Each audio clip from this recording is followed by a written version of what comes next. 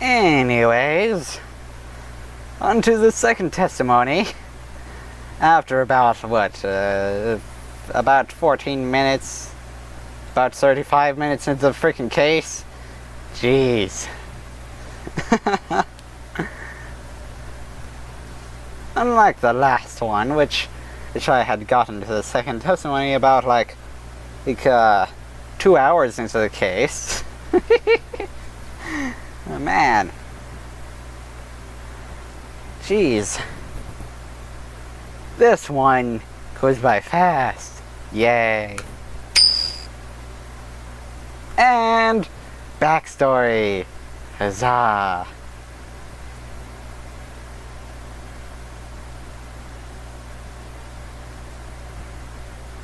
Start. Is this Oberon's apartment? Yeah.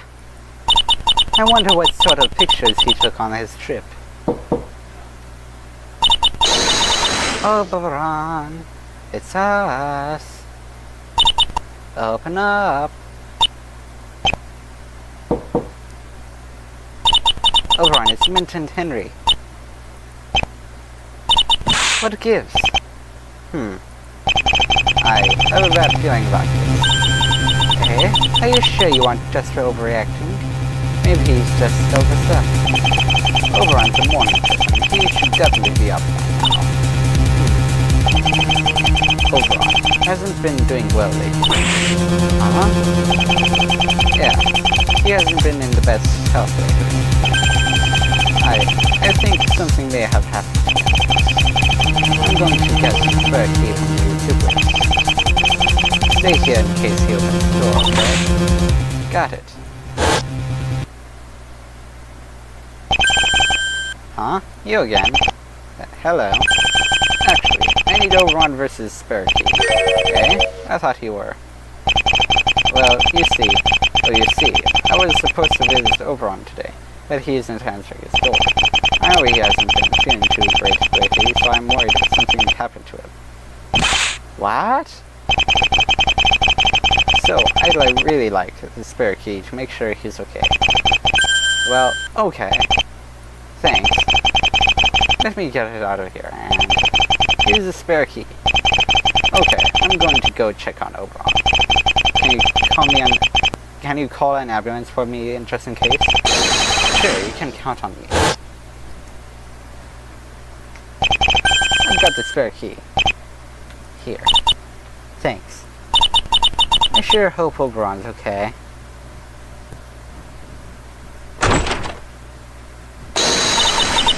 Eeeh. A freaking scream that I cannot do. And that's what happened this morning. I see.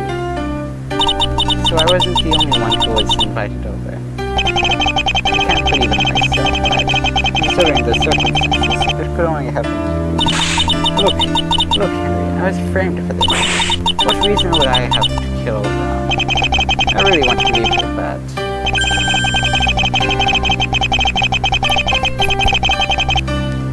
I couldn't imagine a reason why anyone would want to kill Oberon. He didn't have any enemies. I guess that's true. It didn't seem like he was living a life where anybody would want him dead. Though admittedly, I don't know much about what he's been up to recently. This trip he went on, maybe he got himself in some sort of trouble? You mean it wasn't necessarily just a regular trip? It's meaningless. It's still what the heck would happen. If someone had told me 24 hours ago you would do this, I wouldn't have ever believed that. But I just couldn't. But I just can't see any way it was anyone but you. Nothing I can do to convince you either, huh? I suppose looking for an attorney didn't go well then. Not really. The moment I explained what I knew about the case, then they all stormed out. I suppose it can't be helped. Attorneys these days avoid locked room cases like today. Well, I brought you the package you requested. Much appreciated. There it is, my badge. It's been a while, hasn't it? I take it you'll be defending yourself then. Well, I don't have much of a choice left, do I? It's better than entrusting a court-appointed lawyer with this case. I've never done a criminal case before, let alone a murder, but I don't have any other options. Good. Lee, there's one last thing you should know. What I just did, I did as a friend, but tomorrow you'll meet me as a prosecutor. You're the prosecutor? I owe Oberon that much. At least this time, I don't want to fail him again. This time, is referring to that case? I hope you understand that I won't go easy on you. There's no room for such things in court. Well, I know you take your job quite seriously. So, see you in court tomorrow. If you really aren't Oberon's killer, you should be able to prove it. The only thing I still got going for me is that I know I didn't do it. But, what good will knowing the truth really do me? And just what went down in that room? Do I really know for sure? I went inside the room. Then what? I remember it somewhat more clearly by now. I got attacked from behind and felt unconscious. The person who opened the door stayed behind it, so I didn't see who it was. Thinking logically, it was probably the killer, who had already murdered Oberon. When I woke up, I was covered in blood. Dang it. Isn't there anything I saw before I got knocked out?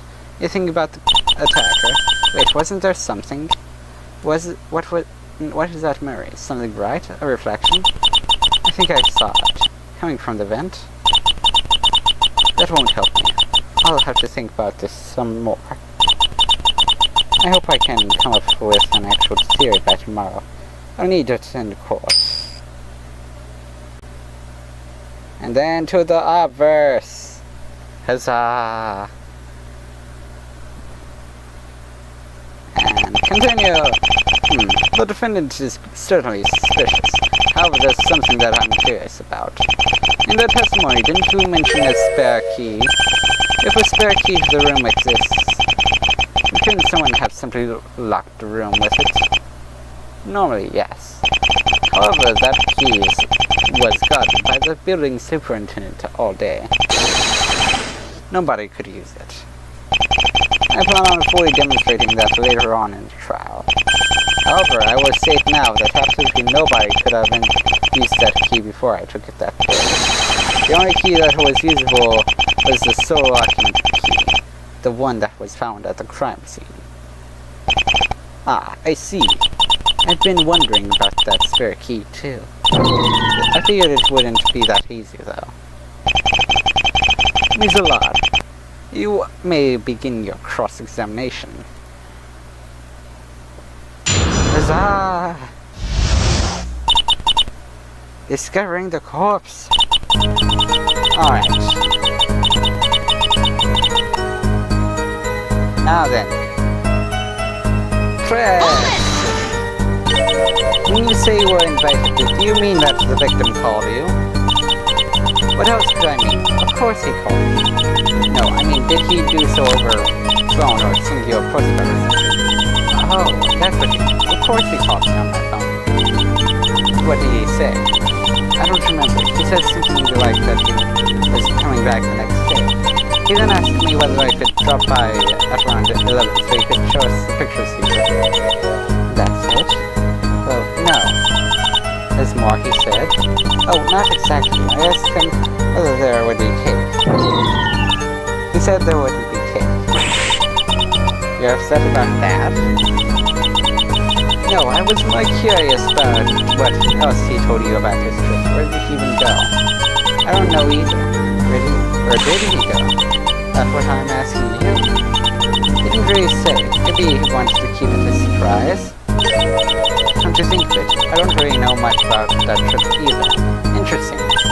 However, if nobody was in the house for the whole week, nobody could set up the locked room trick. And nobody would be able to water the plant. Miss Green, did you ever visit the victim's apartment before this? Like, maybe during the previous week? No way. I mean, Oberon was away on his trip. There's no reason to visit an empty apartment, right? I guess not. Wait. Wasn't there... Are you done with pushing the irrelevant parts?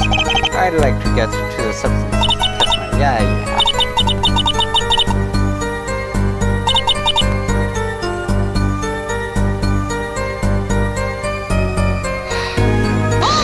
Whatever.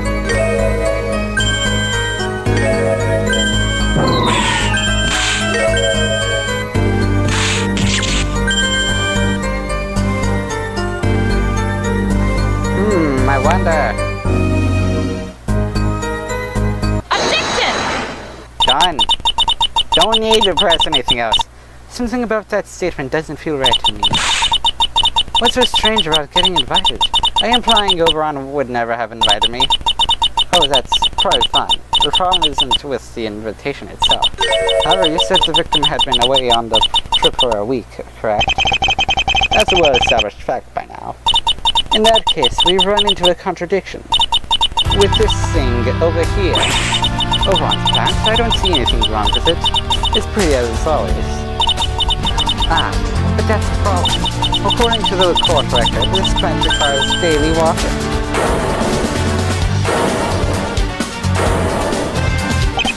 Yeah! But if the victim had been on a trip for the last week. Exactly, Your Honor. This house plant shouldn't be in such perfect condition. It should be dead. Ask you then, why is it that this plant is still healthy despite the victim being away for 1 week? Unless we find the answer to that contradiction, I believe there is a reason for doubt in this case. Objection! You're overstating the significance of this plant. First off, it doesn't really change anything now, does it? The case against you remains solved. Secondly, I have a very reliable explanation for this contradiction. Objection! No, I can't let him explain it away. I have to make the most of this now that I've discovered it. The defense has its own suggestion regarding this plant, an explanation that would in fact point to a different suspect. Whether the plant was alive or dead shouldn't normally have mattered to the murderer, but there may have been a point in time where the houseplant would have been a problem for them. Fascinating. Go on. It's true that when you opened the door, it couldn't have been a problem, but I'd like to draw your attention to the fact that the plant is right across the keyhole of the door. But we never looked through the keyhole. Well, the thing is that there was a chance you may attempt to look through the keyhole. Think of it this way. Having been neglected for the past week, that plant must have wilted. But suppose a wilted plant in the room would have created a problem. The only way a wilted plant could be a problem is if a healthy plant was supposed to be in the room.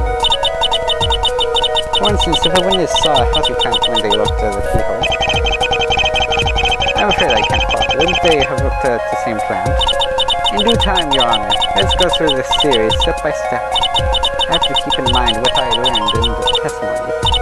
Who could have controlled what the discoverers found at the scene? The murder was none other than...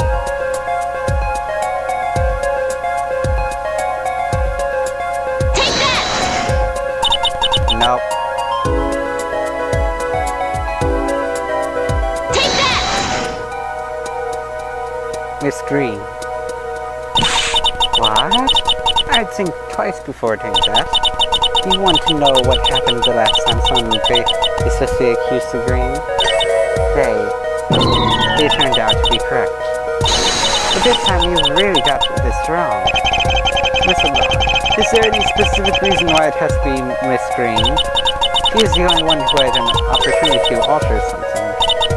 By doing so, she created the illusion of a locked room where there was none.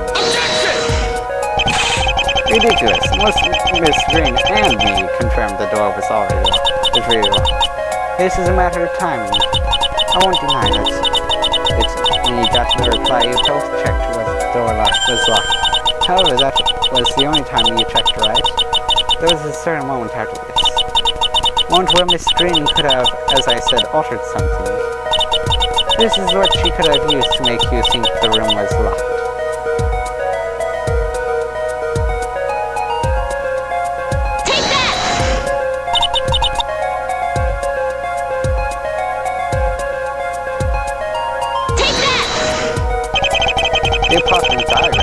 You're going to have to show us.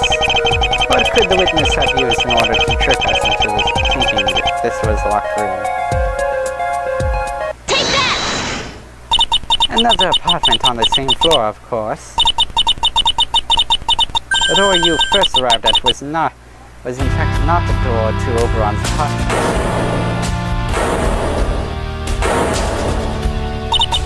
Let me explain from the beginning. Miss Green and Henry arrived inside the hallway. This is where it begins. Miss Green stops in front of the long door of the neighbor's apartment. She probably altered the number and nameplate on the door to make it sure to look similar. And of course, this apartment was set up to resemble the furniture on the inside. Now, just in case Henry decided to look through the keyhole. Both of you confirmed that the door was in fact locked. Then Henry goes to fetch the spare key. During this time, Miss Green runs through the actual door to Oberon's apartment, and he finally returns to take the spare key from him and pretends to unlock the door. The door to this apartment, however, had never been locked in the first place. He never checked again whether the door was actually locked when he returned, so it's possible. Naturally, making sure that his neighboring room looked like Oberon's included apartment. Ben thought the same type of plant as victim and cared for it in the room. However, shortly before the murder, Mint discovered she had made a miscalculation. Hence, Oberon's apartment had withered and died. Miss Green couldn't allow such a discrepancy between the two rooms exist. However, there wasn't enough time for Al for the plant to wither. So she went out and bought another television plant and replaced the wizard's one. Well, what do you say? This explains both the hot plant and the locked room. Well then.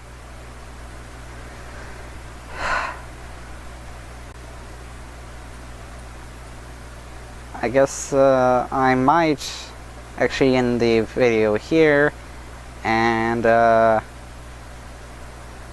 yeah. Sheesh, what's up with this place?